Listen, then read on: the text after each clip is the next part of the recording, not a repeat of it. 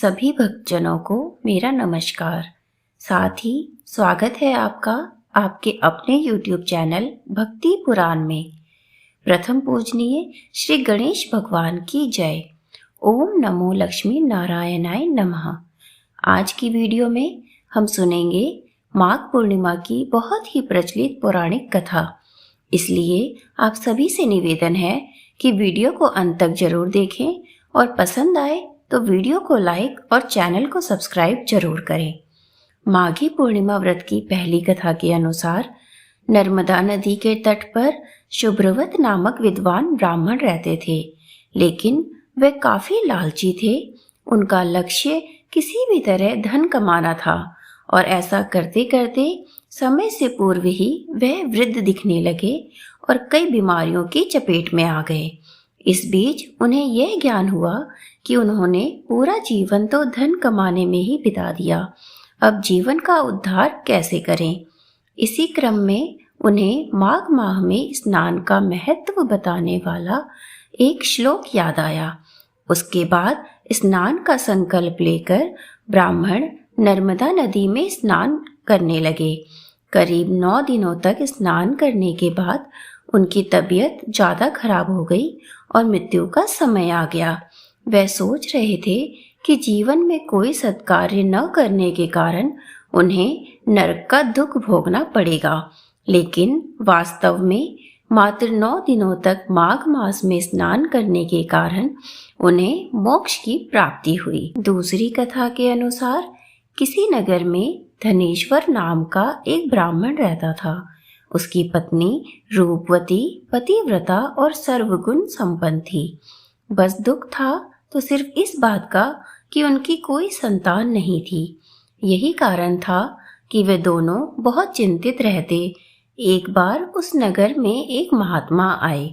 वह नगर के सभी लोगों से दान लेते, लेकिन धनेश्वर की पत्नी जब भी उन्हें दान देने जाती तो वो उसे लेने से मना कर देते। एक दिन धनेश्वर ने उन महात्मा के पास जाकर पूछा, हे महात्मन, आप नगर के सभी लोगों से दान लेते हैं, लेकिन मेरी पत्नी के हाथ का दान क्यों नहीं स्वीकार करते?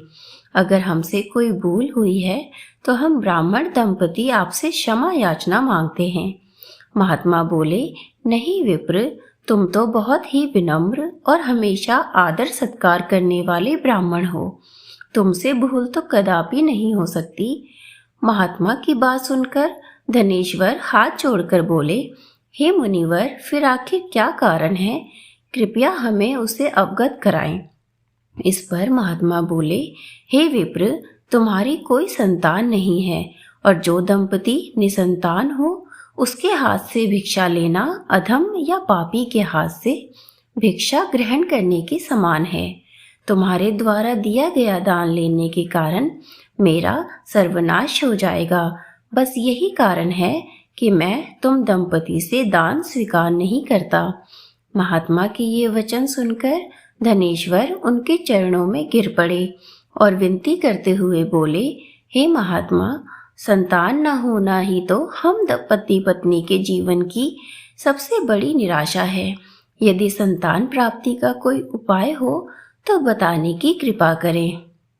ब्राह्मण का दुख देखकर महात्मा बोले, हे विप्र, तुम्हारे इस कष्ट का एक निवारण अवश्य है। तुम 16 दिनों तक श्रद्धा पूर्वक काली माता की पूजा करो। माँ प्रसन्न होंगी तो उनकी कृपा से अवश्य तुम्हें पुत्र रत्न की प्राप्ति होगी। इतना सुनकर धनेश्वर बहुत खुश हुआ। उसने कृतज्ञता पूर्वक महात्मा का आभार प्रकट किया और घर आकर पत्नी को सारी बात बताई। पति पत्नी को महात्मा के द्वारा बताए गए उपाय से आशा की एक किरण दिखाई देने लगी और धनेश्वर माँ काली की उपासना के लिए वन चला गया। ब्राह्मण ने पूरे 16 दिन तक काली माता की पूजा की और उपवास रखा। उसकी भक्ति देखकर और विनती सुनकर माँ ब्राह्मण के सपने में आई और बोली, हे धनेश्वर, तुम निराश मत हो। मैं तुम्हें संतान के रूप में पुत्र रत्न की प्राप्ति का वरदान देती हूँ, लेकिन 16 साल की अल्पायु में ही तुम्हारे पुत्र की मृत्यु हो जाएगी। काली माता ने कहा, यदि तुम पति पत्नी विधि पूर्वक 32 पूर्णमासी का व्रत करोगे तो तुम्हारी संतान दीर्घायु हो जाएगी। प्रातःकाल जब तुम उठोगे तो तुम्हें यहाँ आम का एक वृक्ष दिखाई देगा। उस पेड़ से एक फल तोड़ना और ले जाकर अपनी पत्नी को खिला देना। शिवजी की कृपा से तुम्हारी पत्नी गर्भवती हो जाएगी। इतना कहकर माता अंतर्ध्यान हो गई। प्रातःकाल जब धनेश्वर उठा तो उसे आम का वृक्ष दिखाई दिया जिस पर बहुत ही सुंदर फल लगे थे। वो काली माँ के कहे अनुसार फल तोड़ने के लिए वृक्ष पर चढ़ने लगा। उसने कई बार प्रयास किया लेकिन फिर भी फल तोड़ने में असफल रहा। तभी उसने विघ्नहर्ता गणेश भगवान का सुमिरन किया और गणपति की कृपा से इस बार वो वृक्ष पर चढ़कर फल तोड़ लाया। धनेश्वर ने अपनी पत्नी को वो फल दिया जिसे खाकर वो कुछ समय बाद गर्भवती हो गई। दंपति काली माँ के निर्देश के अनुसार हर पूर्णिमा पर दीप जलाते रहे। कुछ दिन बाद भगवान शिव की कृपा हुई और ब्राह्मण की पत्नी ने एक सुंदर बेटे को जन्म दिया जिसका नाम उन्होंने देवीदास रखा।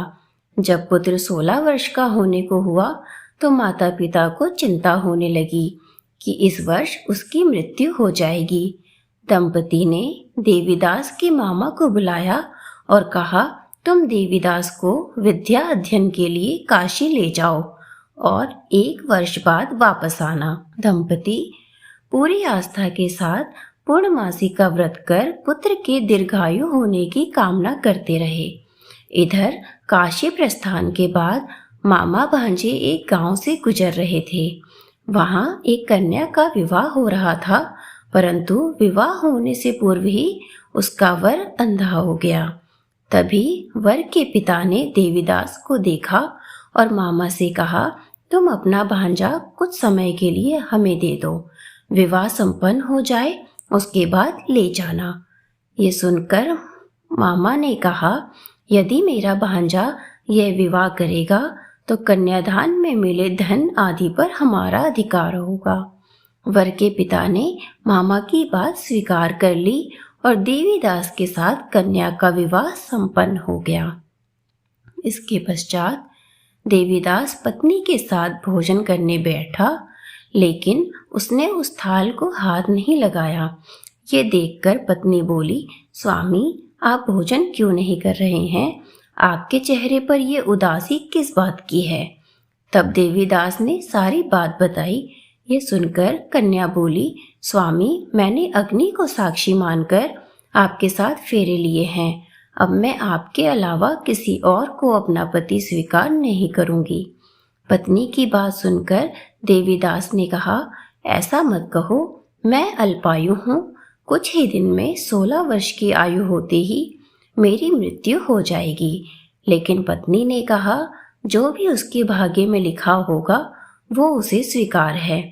देवीदास के बहुत कहने पर भी जब वो नहीं मानी तो देवीदास ने उन्हें एक अंगूठी दी और कहा, मैं विद्या अध्ययन के लिए काशी जा रहा हूँ, लेकिन तुम मेरे जीवन मरण के बारे में जानने के लिए एक पुष्प वाटिका तैयार करो। उसमें भांति भांति के पुष्प लगाओ और उन्हें जल से सींचती रहो। यदि वाटिका हरी भरी रहे, पुष्प खिले रहे तो समझना कि मैं जीवित हूँ, और जब ये वाटिका सूख जाए तो मान लेना कि मेरी मृत्यु हो चुकी है। इतना कहकर देवीदास काशी चले गए। प्रातःकाल जब कन्या ने दूसरे वर को देखा तो बोली, ये मेरा पति नहीं है, मेरा पति काशी पढ़ने गया है। यदि इसके साथ मेरा विवाह हुआ है तो बताए कि रात्रि में मेरे और इसके बीच क्या बात हुई थी और इसने मुझे क्या दिया था। ये सुनकर वर बोला, मुझे कुछ नहीं पता, और पिता पुत्र लज्जित होकर वहां से चले गए। उधर एक दिन प्रातःकाल एक सर्प देवीदास को डसने के लिए आया, लेकिन उसके माता पिता द्वारा किए जाने वाले पूर्णिमा व्रत के प्रभाव के कारण वो उसे डस नहीं पाया। तत्पश्चात काल स्वयं वहां आए और उसके शरीर से प्राण निकालने लगे। देवीदास मूर्छित होकर गिर पड़ा। तभी वहां मां पार्वती और शिव जी आए। देवीदास को मूर्छित देखकर देवी पार्वती बोली, हे स्वामी, देवीदास की माता ने 32 पूर्णिमा का व्रत रखा था। उसके फलस्वरूप कृपया आप इसे जीवन दान दें। माता पार्वती की बात सुनकर भगवान शिव ने देवीदास को पुनः जीवित कर दिया। इधर देवीदास की पत्नी ने देखा कि पुष्प वाटिका में एक भी पुष्प नहीं रहा। वो जान गई कि उसके पति की मृत्यु हो चुकी है और वह रोने लगी। तभी उसने देखा कि वाटिका पुनः हरी भरी होने लगी है। यह देखकर वो बहुत प्रसन्न हुई। उसे पता चल गया कि देवीदास को प्राणदान मिल चुका है। जैसे ही देवीदास 16 वर्ष का हुआ, मामा भांजी काशी से वापस चल पड़े। रास्ते में जब वो कन्या के घर गए तो उसने देवीदास को पहचान लिया और अत्यंत प्रसन्न हुई। धनेश्वर और उसकी पत्नी भी पुत्र को जीवित पाकर खुश हो गए। पौराणिक मान्यता है कि जो स्त्रियां श्रद्धापूर्वक पूर्णिमा का व्रत रखती हैं और कथा सुनती हैं, उन्हें संतान का सुख मिलता है, संकट से मुक्ति मिलती है और समस्त मनोकामनाएं पूरी होती हैं। इसी के साथ पूर्णिमा व्रत की ये कथा अब समाप्त होती है। अगर आपको मेरे द्वारा सुनाई गई कथा पसंद आई हो तो वीडियो को लाइक और चैनल को सब्सक्राइब जरूर करें।